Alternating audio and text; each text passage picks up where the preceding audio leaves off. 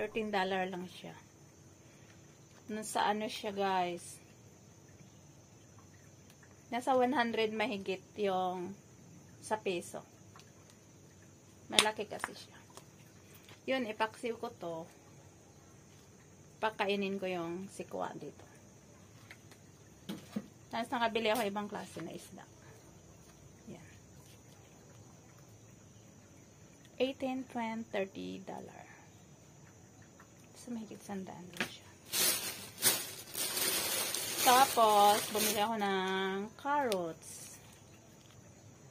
2 peraso, nasa 20 pesos. Tapos, ito siya. Bombay.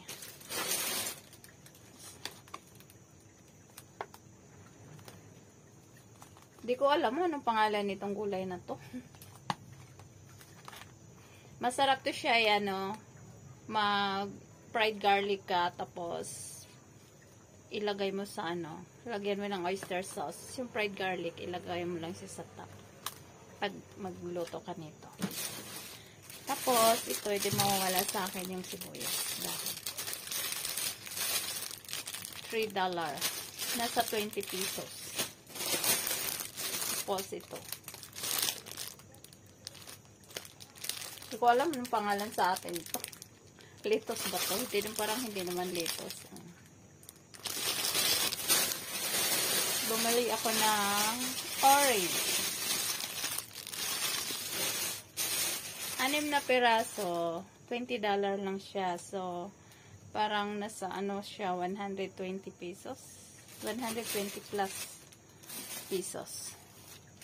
Siyempre, di mawawala yung tinapay.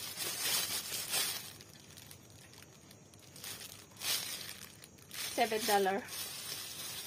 Nasa 42 pesos ang halaga. Pero siyempre, hindi naman pera. Pera ng amo ko. Bye, guys.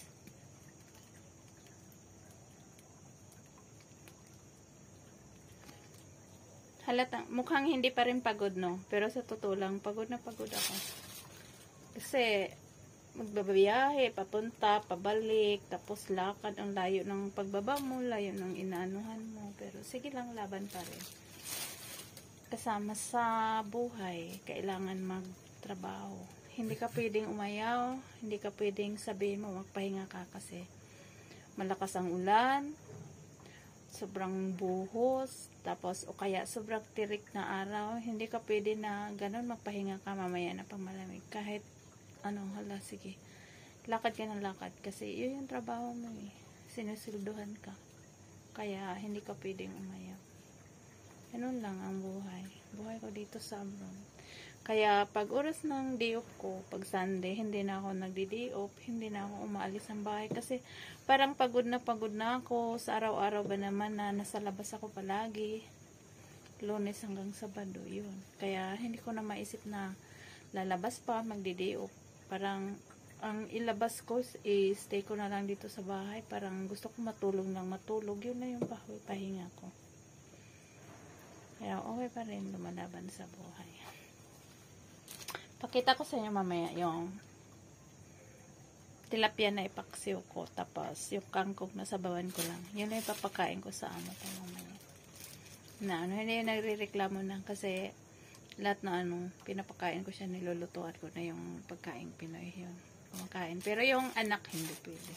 Kailangan, kung magluto ako nito, dapat mayroon lang separate na iluluto ko para sa anak niya. Maarte. Mamaya ulit guys. Bye.